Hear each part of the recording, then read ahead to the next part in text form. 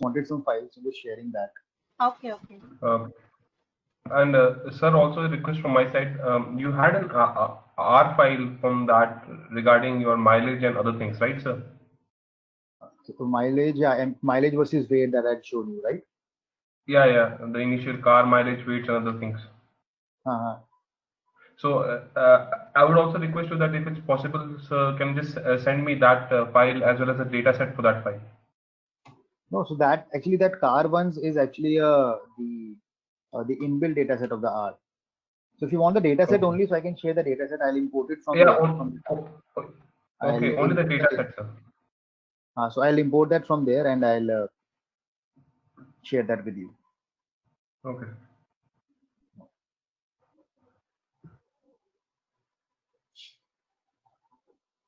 Yeah. So Dikshita, I've shared that file with you. So just check it once, and you can forward that to the group as well. Yes, sir, I have received. Yeah.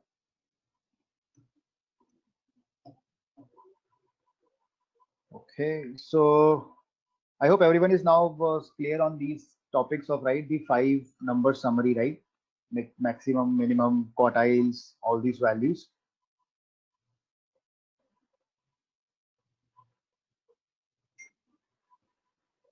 Any doubts on that? The descriptive statistics, anyone? No, sir. Okay.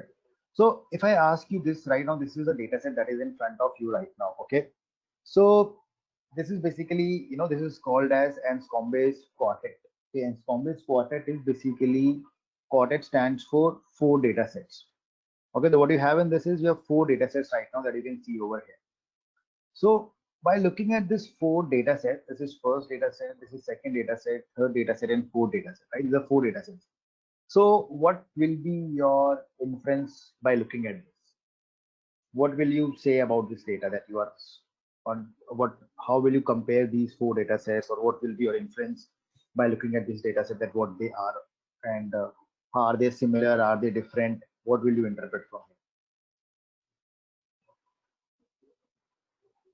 So mainly we can check for their descriptives for all the 4 groups for X and Y. And then for each corresponding X, we can the of X of other groups. So like as in the mean value for all the X's and median, we can compare that. And might be possible that after that we can come out with some conclusion how these groups are varying. No, so but even if I do that, so can you give any justification that that this is something that I see from this data? Okay. Just by looking at it, I think in the 4th group there is a lot of standard deviation. Like the measure of the standard deviation is high, since we have outliers in the 4th group. So what's the outlier? Like you can see. For X we have 19, and for Y we have 12.50. Right. And similarly, we can find the outlier in the 3rd group also, but might be possible it won't act as an outlier, since we also have the value at around 10 also. So might be this 14 won't act as an outlier in this. No, it won't. I mean, yeah, so this is a good finding that you have said just now, that you can see some outlier values, right? So that in this data set, you can see all the values are generally small, and these 19 and 12, they are comparatively larger values as if I compare it with this. Like all the values are 8, there is one single value that is coming as 19, right? And all the values are 6.5, 5.7. See, the whole idea that, this data set is shown to you is, like, if you actually see at this data set by first attempt, you might feel that the data sets, all the 4 data sets are similar. Okay, you will see that that values are evolving somewhere around 7, 8, 9, 10 only, and you can see in all the 4 data sets, the data set 1 also, data set 2 also, data set 3 and 4, all the data sets, the data is quite similar. Okay, that is what your interpretation or assumption might come in. But Yeah. as a data practitioner, right? So that is always, We that don't is have never any a good approach. dimensions. Sorry. Yeah, from a layman perspective, like now if I'll directly see this data, so the first thing which will come up is that we don't have any dimension or level here by which we can identify that what this data is telling exactly. What data is telling, yeah, that is one thing. And how the data Yeah, is related to each other, you can not yeah, even tell that thing also. But from the numbers that you see on the screen, you might say, okay, we have similar numbers in all the four data sets. So that is what I can tell. But yeah, actually, if you will, start finding that, like, you all were saying, right, the mean values, and you start finding the correlation, and you 5 point summary that you will try to find out, that is exactly where, that the crux of the four data sets will lie in, right? If you will find the mean and all this stuff, or if you will plot them on the charts, right? Like, this is the data set. If you see, if I plot this data set, the data set one on the chart, so what I see over here is this data is kind of linear, right? The first data set is linear. If X is increasing, Y is also increasing. But at the same point in time, if you take a look at the second data set, right, that is this X2, over here, this data set is more like exponential, right? It is increasing in the exponential way. Same way, if you go to the third data set, right, in the third data set, the data is completely coming in a straight line, but there is one outlier that we can see. That outlier is somewhere like this, right?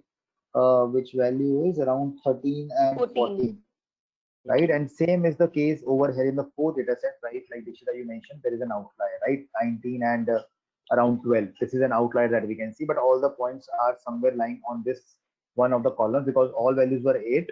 So that is why all the points are lying over here, right? So the idea is, we should never make any kind of the pre-assumption that what the data is. Although there will always be certain assumptions that we always make in the predictive analytics, and that whenever we do, but these kind of assumptions are always bad, right? Because we can clearly see that the data in for all the four data sets is very, very much different from each other, although it looks like that they are identical, right? So you can see all four sets are identical when examined using simple summary, but vary considerably when plotted as a graph, right? So this is what, this thing that tells us, this is this SCOM based chart, right? So even if you will find these data sets over here, you will try to find the mean of X and Y. You might find that the mean also come as very nearby to each other, and the mean plus standard deviation also you might find that comes very nearby to each other. But still, when you plot that chart, you will find that there is a big difference in these four data sets that we have. Okay. So now, so we discussed about two types of data, right? One was univariate, and so have we discussed this thing univariate? And I think this is something that we discussed, right? Histogram, bar Yes. chart, box, right? So this is something that we all We were discussed. about to start visualizing the bivariate data. Okay. So bar chart, so quite simple. Box plots, so we did this practically as well. Pie charts also.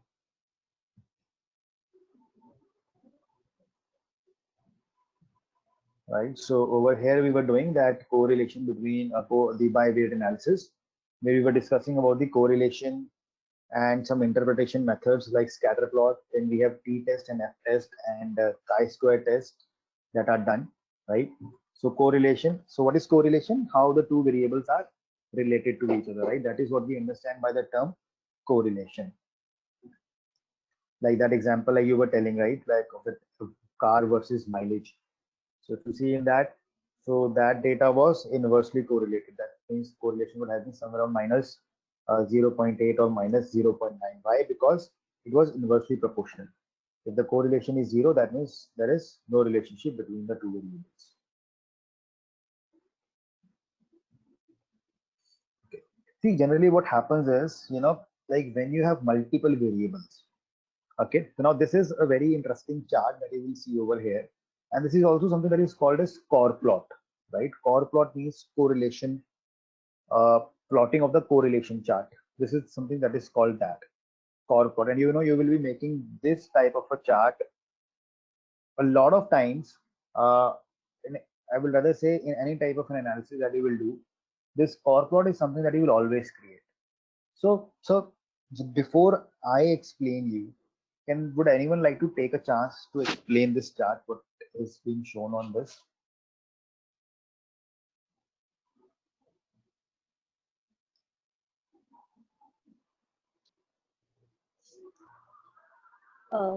Since the darker shade of blue is showing the high intensity of correlation, so wherever we'll see the dark color for the blue, we'll say there is more correlation. So for say in this chart we can see that the survived and the this, I think last one is fair. They it has more correlation compared to fair and this P. I'm unable to see this image actually. This is little Should I zoom it? blur. Yeah, this is little blur. I'll just give me a moment. Basically, I'm not able to read the parameters. Yeah. This is fair part, SGSP, age, P class, P arch and P class, survived and passenger. Yeah? So I think there is a correlation between survived and the fair. And then we have a correlation, like positive correlation between P arch and SBSP. Okay. See, now the first question that I'll not say this is a question. So your first, the instance over here from me would have been that Amit, first of all, tell me what is this SIBSP and what is PARCH. Okay. So, always make sure that whenever you do anything in the data analysis, you should be very much clear with the data, what data are, what data fields are, what do you mean by that. Okay. Only after that you should start your process. Okay. So let me explain you. This is a data set of a Titanic data set. Okay, this data is from a Titanic data set, and you will actually be doing this analysis, I guess, in your other sessions as well, using some Python. We do a lot of logistic regression modeling on this data set. So, and so this is passenger ID, like that tragedy that happened. So over there, what was figured out was there was some analysis that was done on that data set, that what kind of people survived and what kind of people died. Okay. So over here, this is passenger ID, that ID that a passenger has. This is column of survived. Survived means the 0 or whether 1, whether a person survived or not, whether he lived or died. Then P class is passenger class. In which class was he traveling? Then age, what was the age of that passenger? Then sibling and spouse. This is sib and SP means sibling and spouse. Was he traveling with any sibling or his spouse, or her spouse? Yeah, and parent and children means was he traveling with any of his parents or children? And this is fair. Okay, that how much did he pay? How much did he pay for that ticket? Like, because generally in a like when you travel something like that, so over there what we have is we have that first class, second class, third class. So fare is charged according to that. So let me just reduce it down. Okay. See, what happens now is what has been trying to show over here is, if in a data set, I also have, I think, I have a data set as well. It's not stop.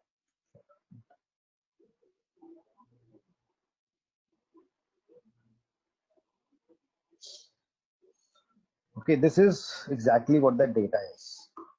Okay, you have that passenger IDs over here, whether a person died or survived. This is how the data will actually look like in the background that you will use.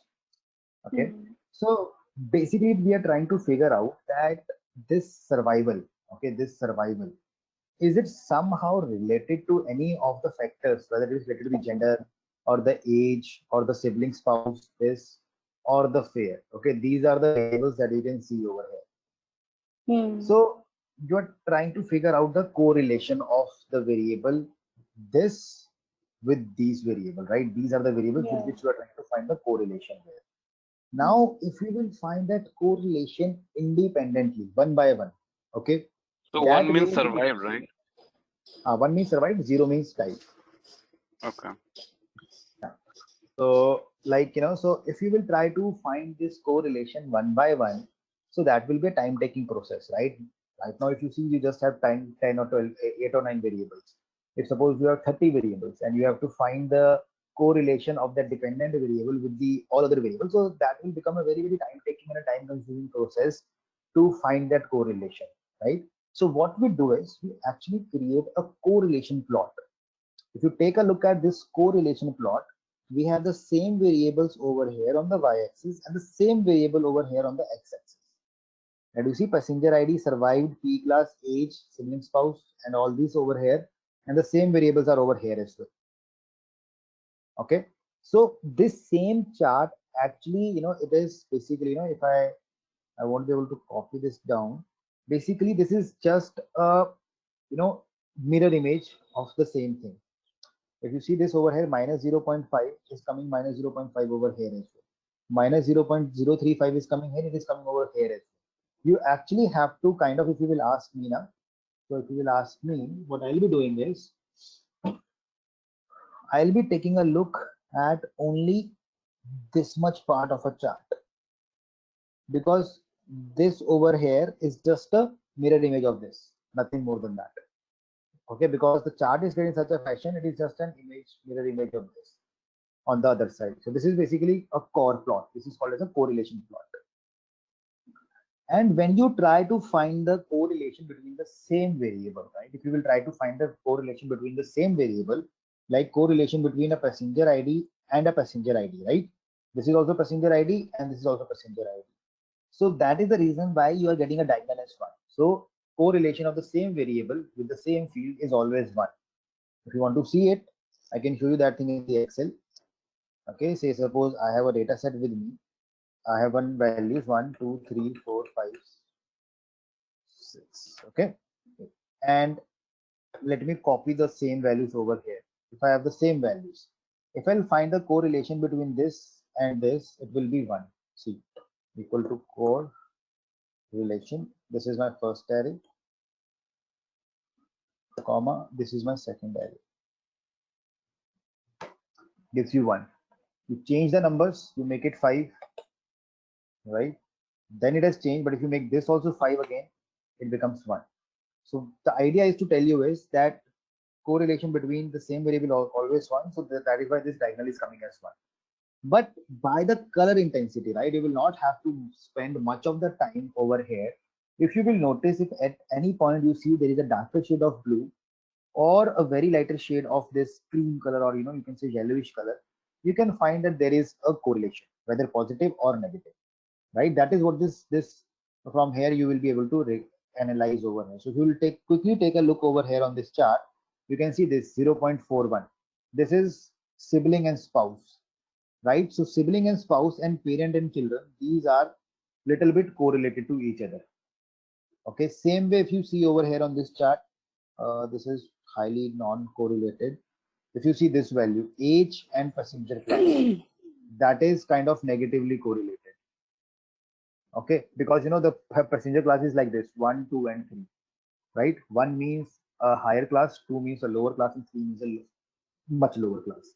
Now, age is like it is a general tendency that the people who are in higher age, they tend to travel in a upper class, right? You will agree to it, right? They have, I mean, the money is one factor, and otherwise the comfort also the another factor, depending on both the factors.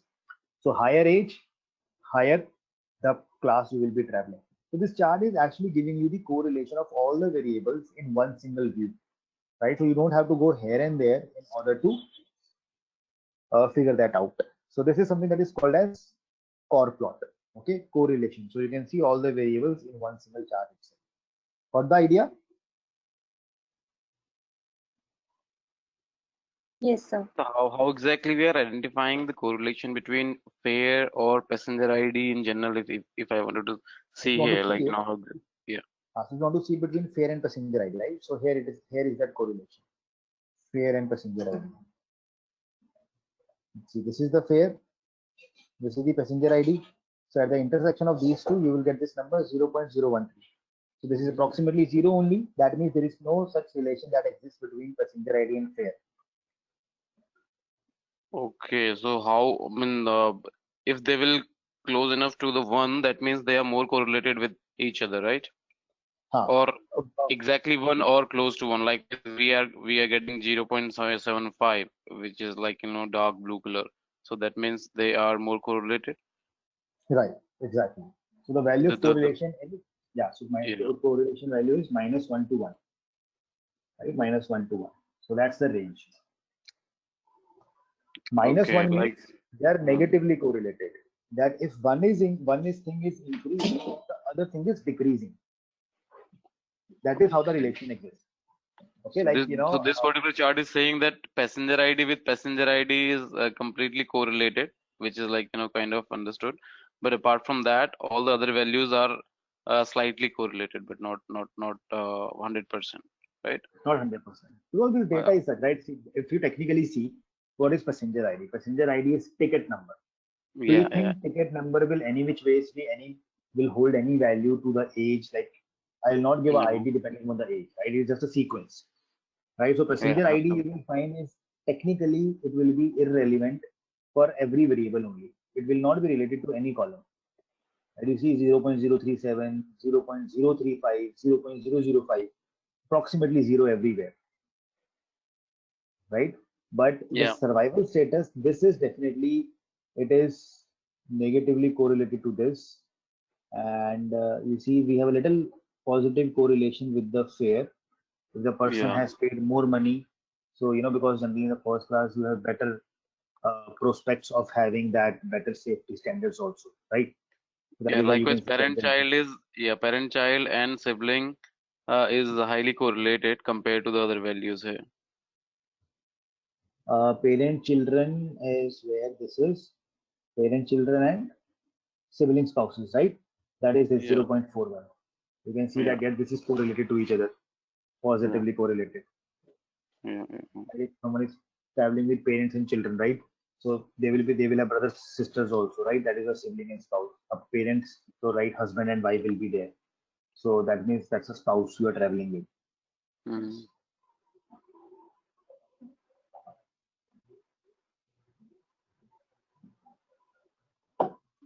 Okay. So similarly, we have a chart that is scatter plot, right? So scatter plot is something that we use to identify a relation between the two variables, right? So if you have two variables with you, like for example, you see over here, the temperature and ice cream. If I plot that, like what was the sales of ice cream I had when the temperature was this, what was the sales of ice cream I had when the temperature was this. So even without taking a look at the chart, what do you think? What will be the correlation between temperature and ice cream? Even if you don't take a look at the chart, If temperature will be high, then sale of ice cream will be high. right? It will be high. So it's something that is more understood over here because so that means they are positively correlated, right? They're positively correlated. If one is increasing, if the temperature is increasing, sale is also increasing, right? So I can say the value will come somewhere around 0.8 or 0.9, if not exactly 1. This is something that I can say, and that is the same thing you can see from the chart also. If I show you this chart, if you take a look at this chart is actually going like this only, right? Can you notice? It's more like a straight line. If I have to fit a line over here, that will be a straight line that is going like this. So over here you have the sales and over here you have the temperature. As the temperature is increasing, the sales are increasing. This is what this chart is trying to showcase. Although this chart is not correctly created, if you see, basically uh, the temperature is actually starting itself from I guess around 14 degrees, and the chart is like I mean these temperatures are not there in the chart. It's just a Yeah. visual representation Because of in this. 2012, it's going down, even though it should go up, right? When Sorry. temperature is between 10 to 12, so the sale is going down. So actually, this is not created, this is randomly created, but idea is Mm. to grab it from here. If you will plot these points, C14, 16, when the temperature is more, the sales is higher. That is something that you see. See, when the temperature was 22, the sale was of 445. When is even higher, 25, it is 640. So temperature is increasing, my sales are increasing. So that is how that correlation is being showcased. So we use the scatter plots also for that purpose. So scatter plot is on in which what you do is on the x-axis, you keep the independent variable, and on the y-axis you keep the dependent variable. right? So like, see, what is independent? Temperature, right? Because I can't control the temperature. That okay, today since my sales are high, so temperature will automatically go high. That will not happen, right?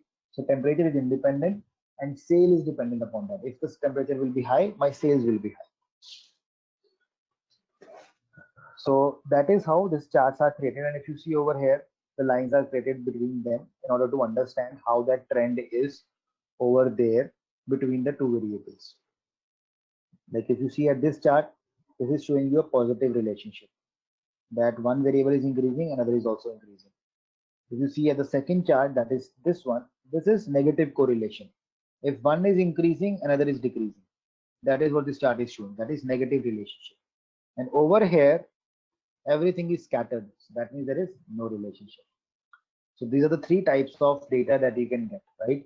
So when you have no relationship, so over there, doing predictions is also very, very tough. When there is no relationship among the data, although we can do the predictions, but we use very sophisticated techniques like random forest and some the support vector mechanism. So those are the techniques that are used in order to predict the values, but still the chances of errors always increase in when there is no data relationship among the data. Okay. Any questions before I move ahead? No. Okay. Similarly, if you have to analyze two variables, you can create the cross tabulations as well, right? Cross tabs. Like if I try to show you this thing over here, the cross tab is nothing, right? Like I have say suppose region and I have say suppose region and the category.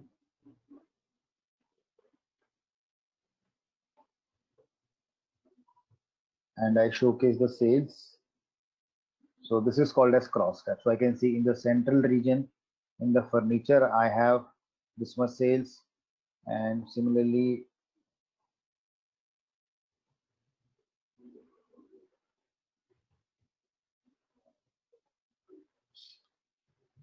if I have technology and South region, this is the sales. And what we can do is on this also, you can apply some highlighting.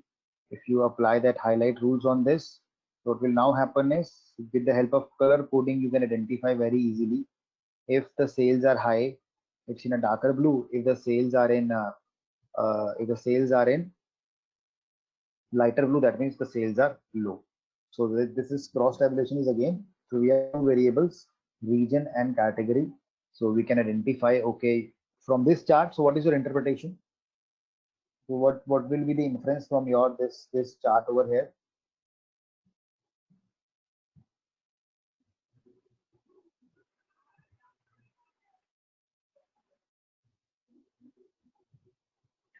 Central region for the category of technology has the highest sales. Okay. What else? And in general also, if we compare the different regions, then the central region is making more sales. Right. Is doing right. more sales. Exactly. So this is what I was expecting. So by looking at the chart itself, you can. This is one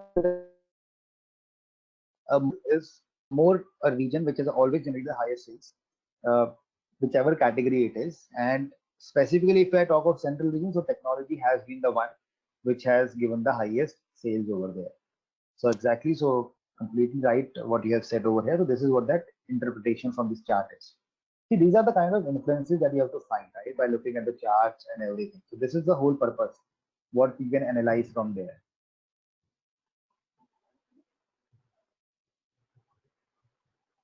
Okay, so cross tabulation, they are also called as contingency table. So showing the distribution between the different the variables over here.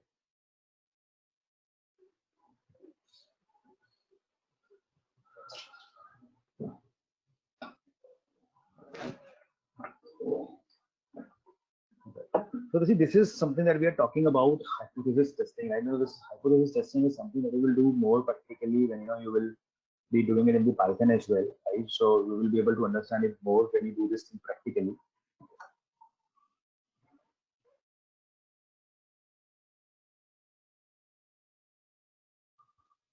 Okay.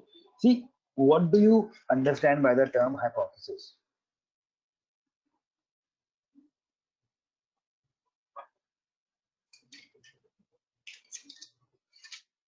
Yeah, so just a general English meaning. What do you mean by hypothesis? Uh,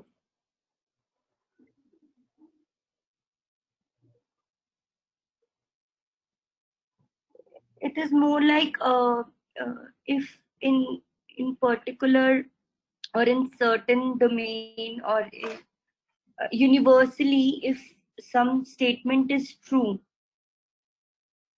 or it has been proven in the past as true, so we mostly take it as a hypothesis and then further we do the analysis accordingly. So See, not again in for terms me, of if analysis. I say,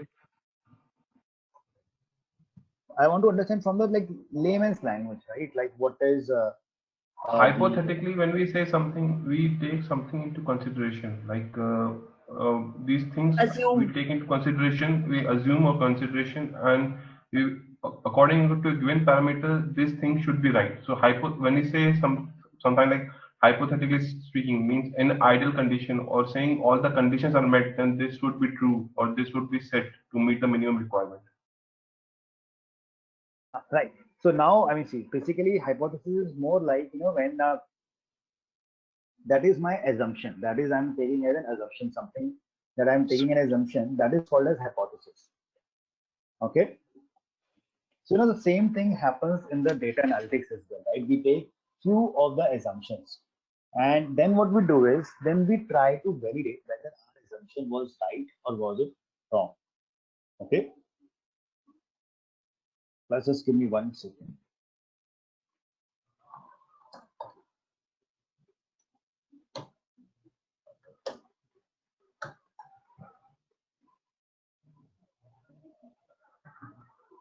Okay, yeah. So see, basically what happened is, so like for example, I think we discussed this example previously. I'm not sure if we did or not. So like for example, we are having say suppose like we are it's just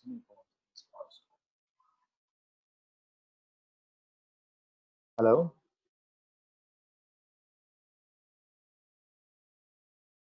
Yes, sir.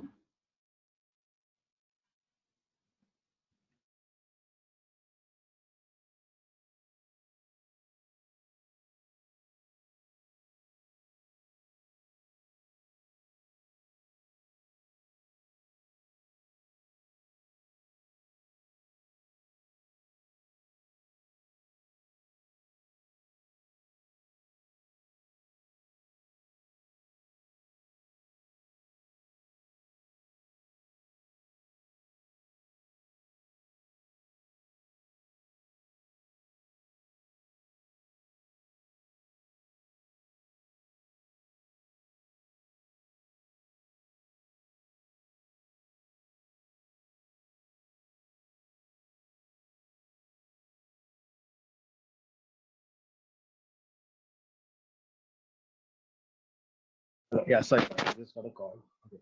So see, hypothesis statement is, that, we are making an assumption that, for example, right now, there are a lot of assumption, hypothesis you would have heard in this situation of COVID-19, right?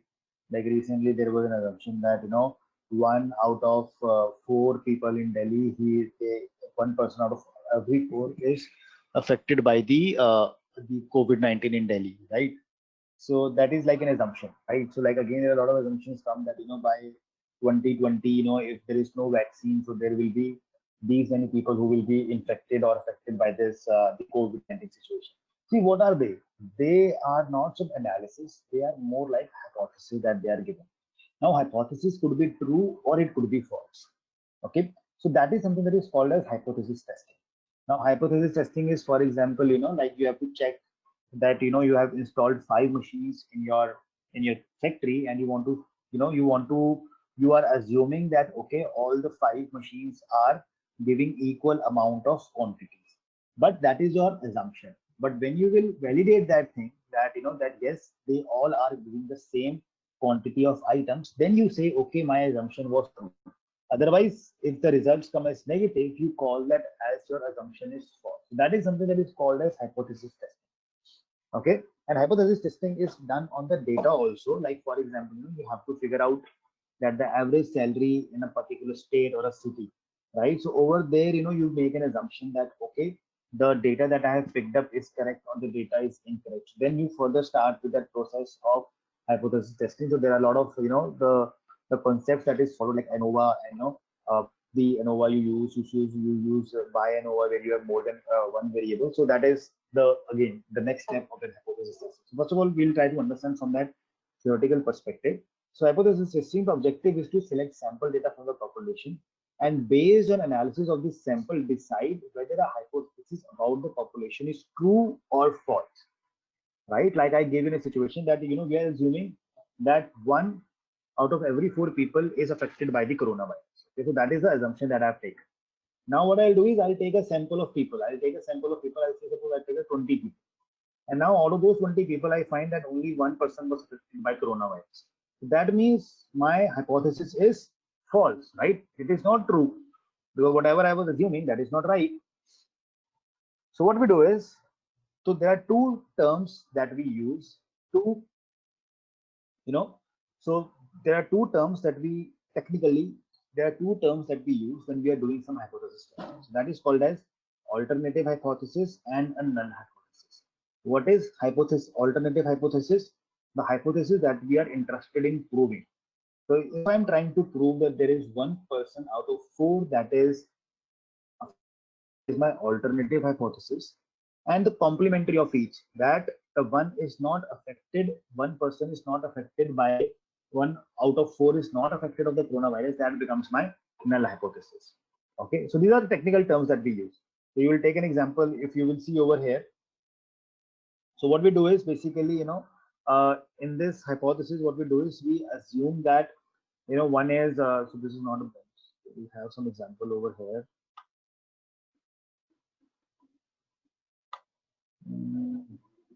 Yeah, so you can take an example over here. Okay, so now my null hypothesis is that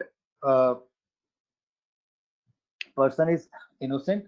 So alternate hypothesis will become person is guilty, right? So one is the complement of the another. So my alternate null hypothesis was that I'm saying okay, the person is innocent.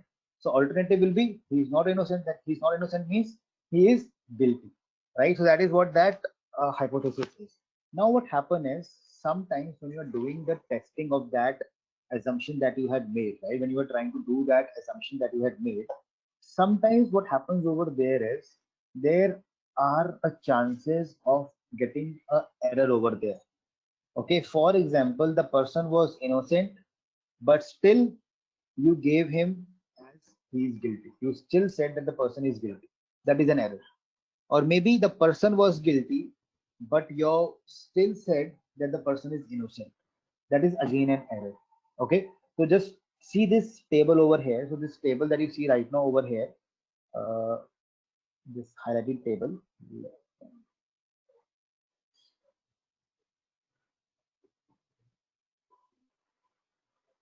Okay, this table that you see now, this table has a term. We call it as a confusion matrix.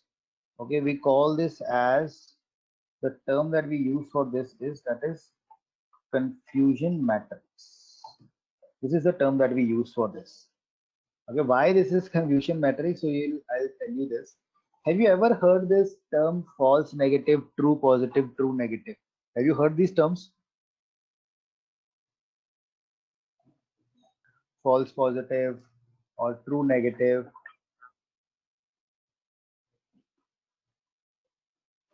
I have heard these terms, but I forgot where I studied about this. I mean, these are generally we use a lot of in the mails also sometimes, when we are doing some surveys and all that what is happening. So over there also these terms are used. So this basically terms is like, I'll say it this way.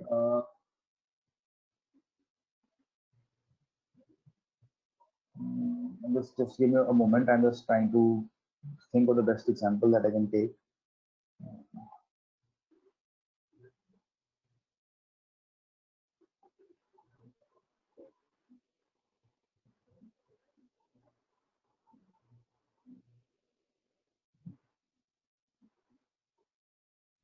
Okay. See, basically what happens is that I'll try to tell you from here, from this small example. See, whenever we do some predictions, okay, whenever we do some sort of a predictions, over there what happen is we use the concept of training and testing data sets, training data sets and testing data sets. So training data set is a data set on which you create your model, and testing data set is a data set on which you test that whether your model is giving you the correct results or not. Okay. Now, for example, my variable was purchased. I was looking out for to create a model whether person will purchase my product or not. So actual data was yes, yes, no, no, yes, and no. This was the actual data.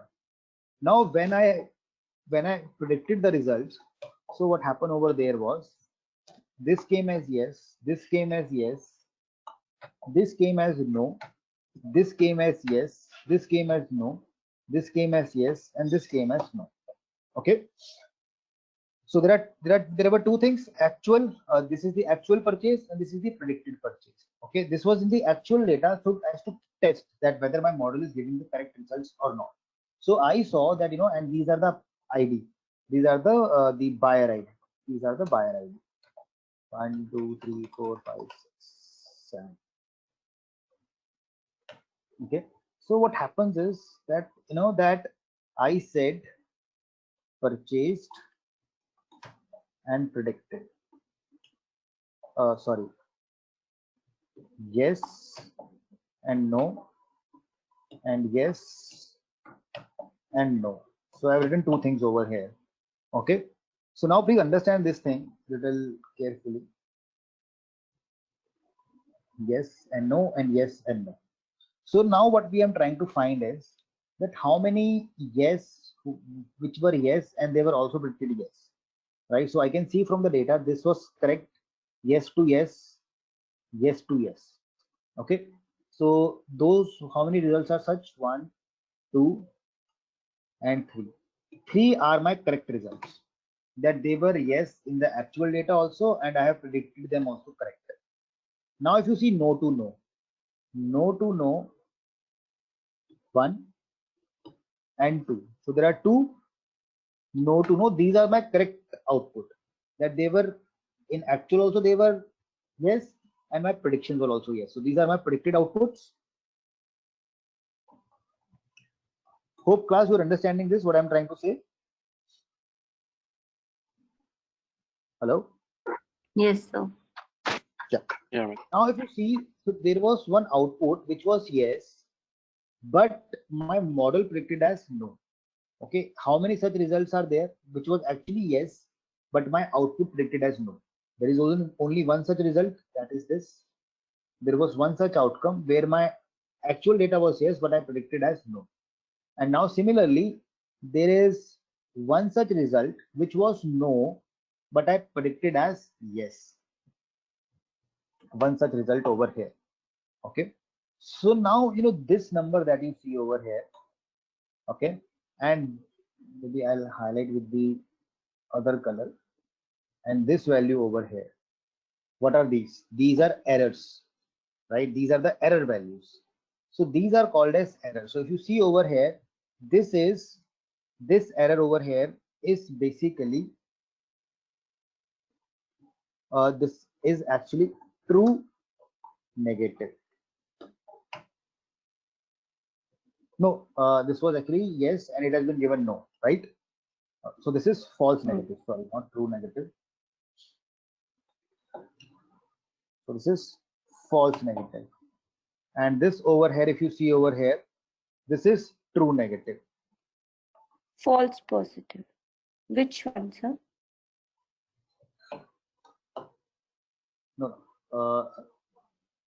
The type 1 error is, I think, false positive. Yeah, positive, false positive, right? So this first one is false positive. This No, is no, no, no. false This positive. is type 2 error, no? No, this is type when 1. the things are correct, but we have predicted wrongly. Predicted So wrong. that, But I in think, the sense that the false positive means that you have given it as yes, but it was actually no. yeah. So that's a false positive that you have given.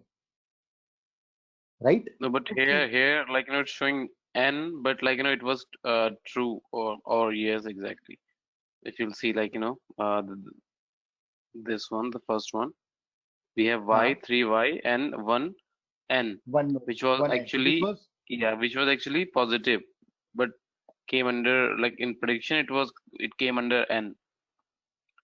so if you see over here, so why it was basically, actually it was yes, but my system has predicted as no, No. right? So this comes as true negative now.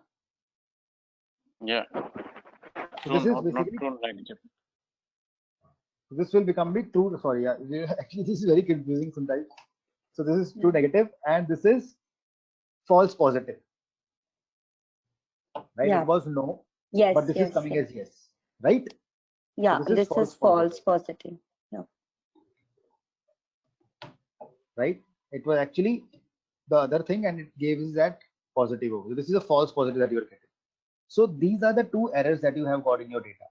So this is something that is called as decision. This is something that is called as confusion matrix as well, and this is something that is used in the case of hypothesis testing also, right? So they have used it the other way, like you can place it the table like this also or this also, but technically it has to be like this. So the table is same only that we are showing the error by this matrix and they are showing the error by this over here. So it's the same thing that we are showing over here. Okay, because if you see the prison and we have kept it this in the same order.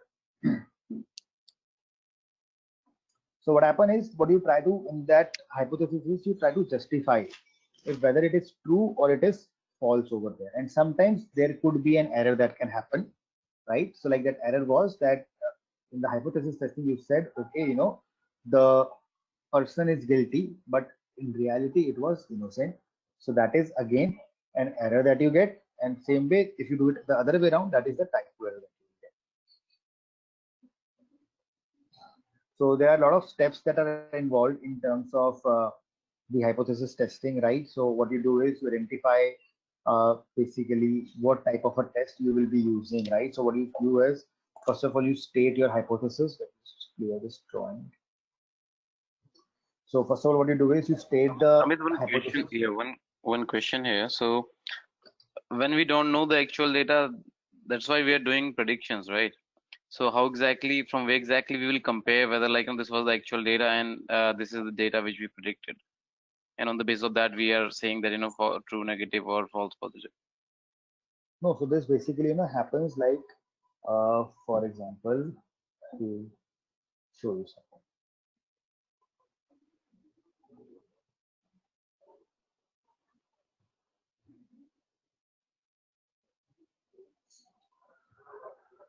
So this will not be the right data for this. Basically, we don't use confusion matrix for continuous data. We use it for like the classification.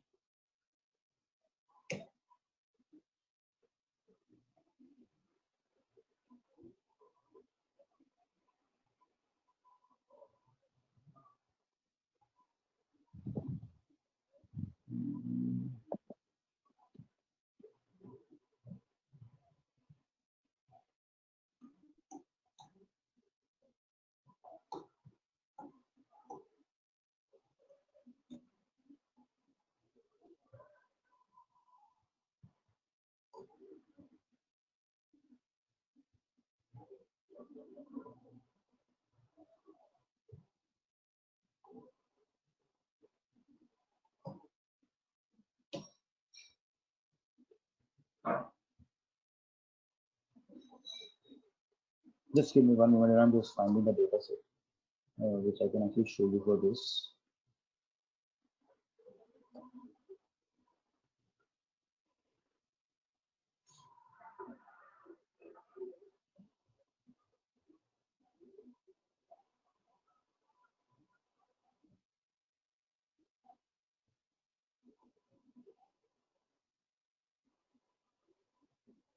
See, basically to answer this question, what I would like to tell you is, say suppose I have this data only. Say suppose I had the data like this, whether a person purchased the product, yes or no. Purchased, yes or no. Okay. So something like this, we have this complete data with us. Now, when we create the prediction models, okay, so that is where what we do is we split the data into two parts. Okay, what I'll do is I'll keep this much data in the training model on which I'll create the model, and this data, right, this is the actual data that I have. This I will keep in the testing data set. Okay, so what will I do now is I'll check whether when from my model I will check when the experience was 6 years and his salary was this, did he purchase the product? When his experience was this and his salary was this, did he purchase the product? So now I already have the actual data. Now I will get some predictive data as well, right? Somewhere it will be correct and somewhere it will be wrong, right? So that is how you compare it. You have always some data to compare. Then when you see that your accuracy is good, that you are getting an accuracy of 70% or sorry 80% or 90%, then you say that your model is accurate and you can use that model for accuracy of that next level, right? Like you would have seen that again in this COVID-19 situation, only when the news for some vaccines come, they say that this vaccine is 75% effective or this vaccine is 85% effective, right? The accuracy results. So they are the accuracy results that they are giving, that okay, when they tried that vaccine on 100 people, only 85 people responded to that, right? On which that medicine works. That is why they say that this is 85% effective. The same is the thing that happens with the predictive models as well, where you have the testing data set with which you first compare, you come out with an accuracy. If that accuracy is too low, if you say that your model accuracy of the model is 60% or 70%, in that case, what will happen is you will say that this model is not valid, because if that accuracy is too low, you cannot rely on the results that will be given by that model. Okay,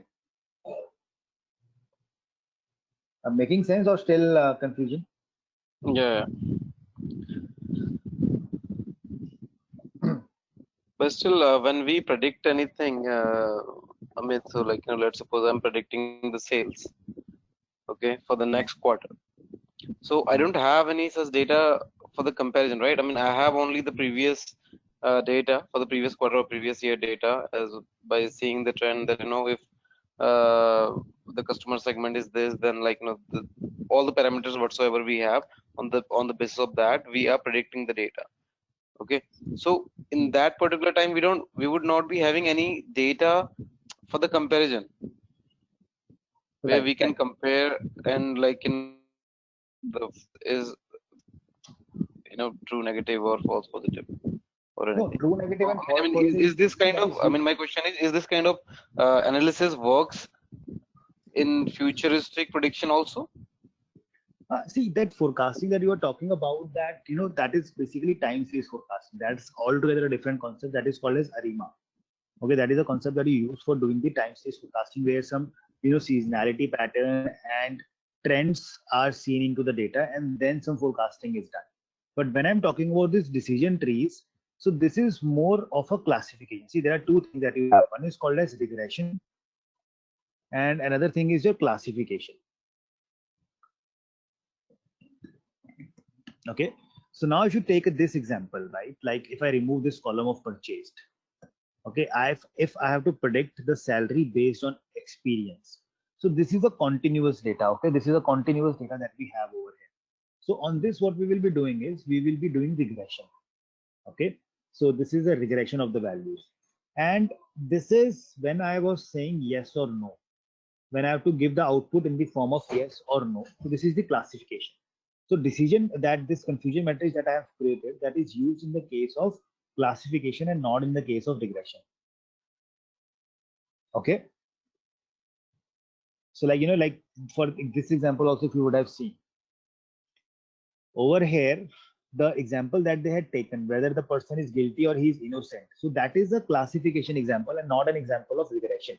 So hypothesis testing is something when you say whether it will be true or will it be false, you will only have two outcomes. So with the hypothesis, you never say what will be the prediction. You are just trying to classify whether this will happen, whether this is something that is true, or that assumption that you have made, is it true or not. That is what that hypothesis testing is. So like Actually, we'll be taking some kind of a relationship or correlation between any of the variables, then we'll go for hypothesis testing. Right. You will make an assumption first, and then you will start your analysis, and then you will see that whether that assumption has come out to be true or is that come out to be false. And for the time-based data also, we can do hypothesis testing. So no, not for that. So only where we have categorized data, right? Categorical data, right? Category. So it's a big procedure. I mean, it's not an easy process. I mean, there are a lot of tests that are performed, and there are a lot of tests that you have to select out of which, on the basis of which that hypothesis testing is done. So basically, this, if you see this, how that hypothesis testing is done, first step is you state your hypothesis, whether this will be true or false. You select the level of significance. See, level of significance means there is something that is called as basically, the p-value that you have. Okay, that if my output comes to be as, say, suppose 80% also as correct, I'll say that my assumption is true. And if that comes below that 80%, then I will say my assumption was false. So that is something you set up as a benching parameter, that okay, what, like in this case, when we created this example, when I shown you, what is the error, what is the accuracy rate? Can you tell me what is the accuracy rate that you are getting in this? What is the percentage of accuracy?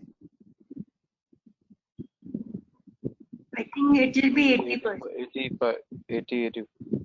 Yeah, so it will be 5 divided by 7. Yeah. So 5 by 7, because 5 out of the 7 times I was true. Yeah. 5 by 7 into 100. So 71%. So that is I get as the accuracy over there. Is it right? I think no, this is wrong. I've done. This will actually come in the brackets. Why we're dividing by 7? No, 5 divided by 7, the bracket. Same only 71%. 5 by 7 into 100. So 71% is the accuracy that we are getting. So what we do is, I say that if it is less than 75%, then I'm saying that it is, assumption is false. Or if so what we do is we set up that parameter in that. So that is called as the level of significance. Then there are a lot of tests, like you have t-test, z-test, right, f-test, that you do in order to justify your hypothesis testing. These are all the things you will be doing practically as well, right? You will see these things in your Python also. When you will see this stuff practically happening over there, so you will be able to make more sense out of it. Then you identify the tests. So I'll show you what the different tests are. So like you will get that over here, right? So you have this test over here, like t-test. You have something that is called as your z-test, one-tailed test, two-tailed test. So these are the tests and that you do on that data set, right? And then you figure out that whether your hypothesis is true or it is false. Okay. So what I'll do is, maybe let me do a little thing. What we'll do is basically we can just skip this part of this part right now.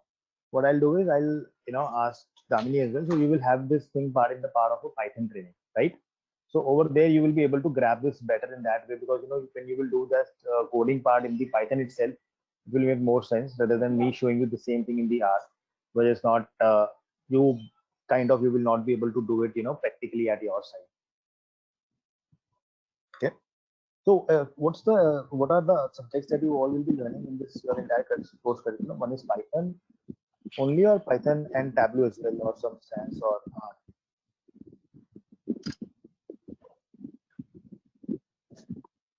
Yeah, basically Python, Tableau, and the other thing which is related to the machine learning and this. So I mean the tools are, there are only 2 tools, I guess. Okay, Python and Tableau. Yeah.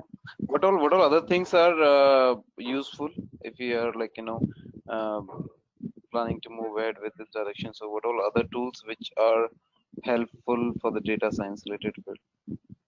Data science is a big world. So you can learn R if you want. You should learn SQL. That is very important. SQL Server. Okay, because SQL is something that you will be using everywhere. Okay, SQL you should use, Yeah. and you can learn Power BI. So these are if I just tested down.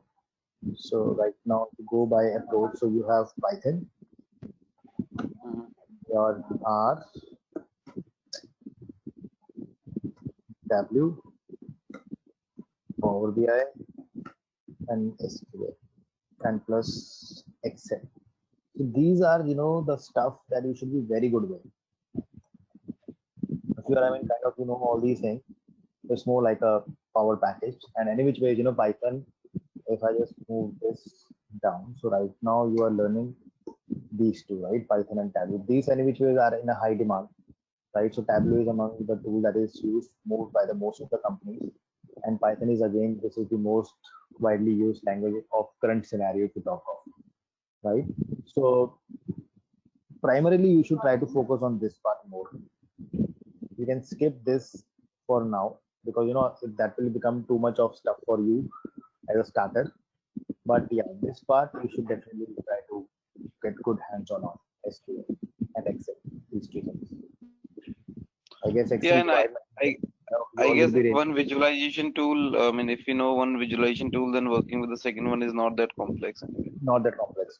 Yeah, if you know W, then we can work with the Power BI or vice versa. So Right, right. So that is it. So let's just can you just give me 5 minutes? I'll just start. Just give me 5 minutes. yeah.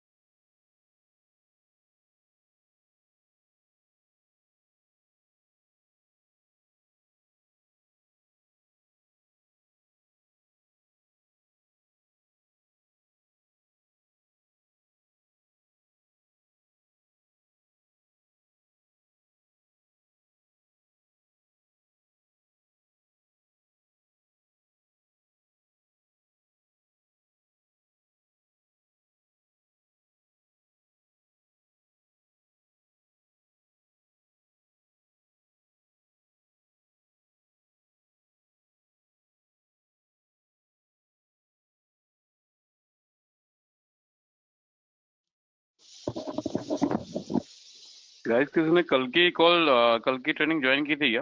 कल क्या क्या cover करवाया?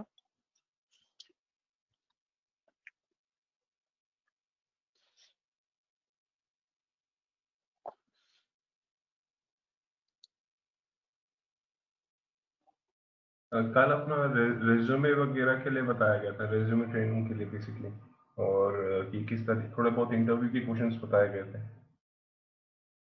But अभी तो course complete ही नहीं हुआ, तो resume में क्या ही बंदा डालेगा? वो बात भी है मतलब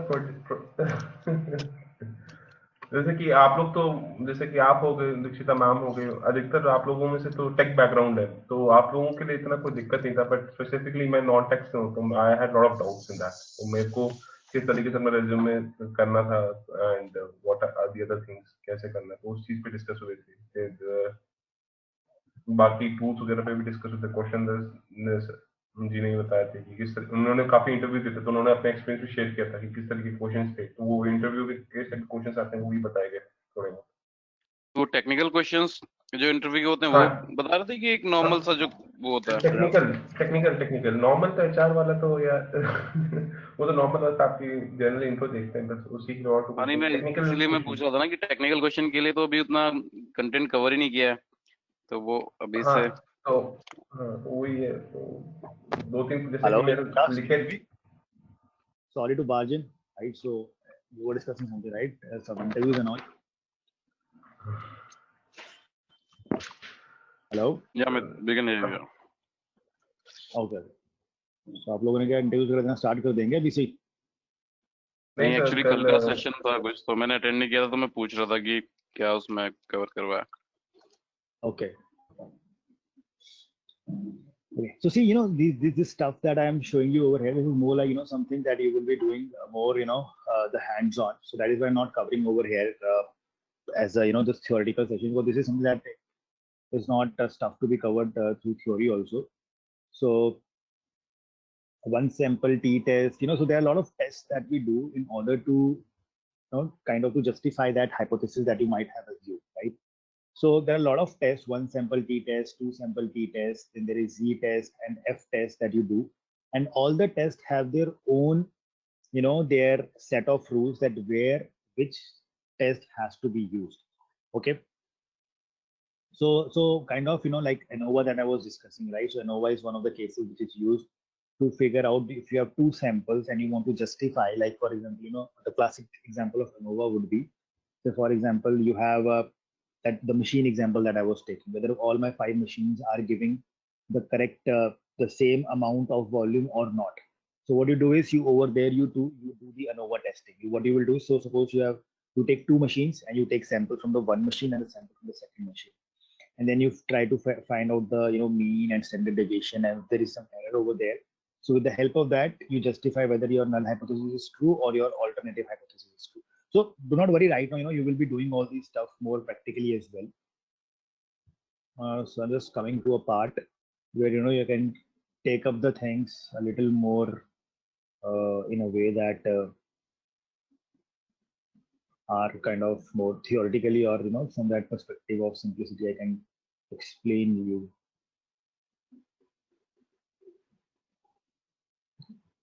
No problem, but Yeah, so I think we'll keep the stuff there. I think today's session we have up till 6 only, right? So I think we'll keep the stuff up till here for today, and we haven't discussed much apart from that the scatter plots and the other testing that we do. So in the meantime, before we wind up, is there anything that you would like to ask or any question or query?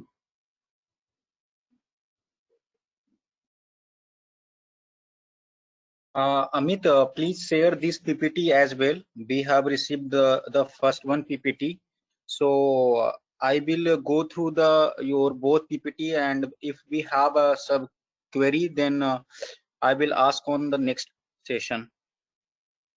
Yeah, sure. So I've shared one so that so I guess Dikshita was able to receive it. So I'll share the others also. So I think she has added me to the group also. So I'll share straight away share to that group.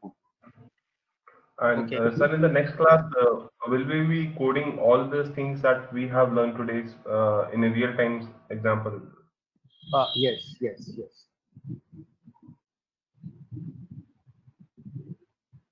Hello? And other than that, sir, can you, hello? Yeah, please tell me. And other than that, sir, can you also give some introductions on the SQL and other parts a little bit? SQL, yes, I can do that. So if you That want, will be great. sure, in the next session I'll do that. I'll give you some introduction on SQL. So Amit, these are the moreover the theoretical terms which we are familiar for the stats. So on the next session, we will go through with all the things, all the theoretical part too in the practical mode. Yeah, practically, yes, using the Python. Okay.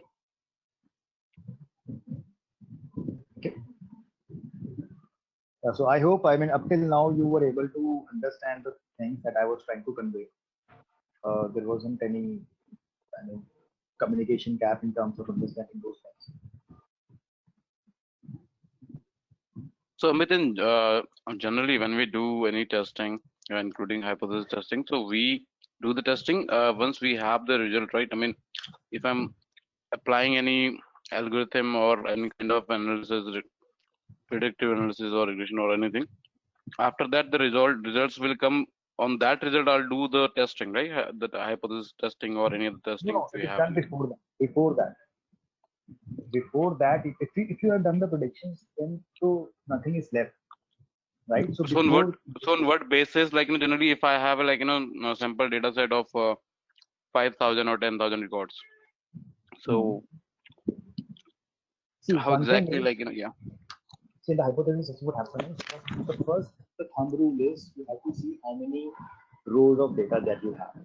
Okay, so depending upon the rows of data you decide which test you will be picking up for that. Whether you will be picking up a chi-square test or you will be picking up a t-test or an f-test. Okay, so if the rows are less than 30, you go with the c-test.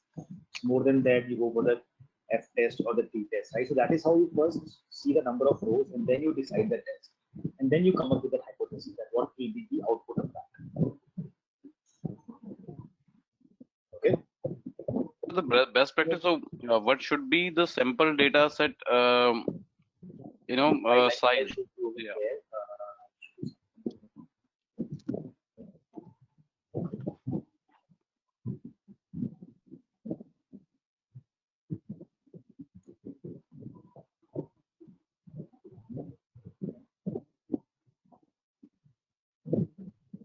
See, the thumb rule that we use is like, for example, n over n. It's the number of observations that you have. They are less than 30, you will be using a t-test. If you have more than 30 rows with you, you will be using a t-test, right? If you don't know what's the standard deviation, right? And if you know the standard deviation. So depending upon those parameters, we decide upon the test we will pick up. And what these tests do now, do you remember in your class 9 or 10, we used to have those log tables? Remember log table we used to see that value थी कितना log 10 पे और इसको कितना value निकल कर आएगा. So over there you remember we used to have some other tables also, F table, T table, Z table. I'm not sure if you remember it. Actually, though these tests are for those tables only. You figure out some values and then you compare with that table what value are you getting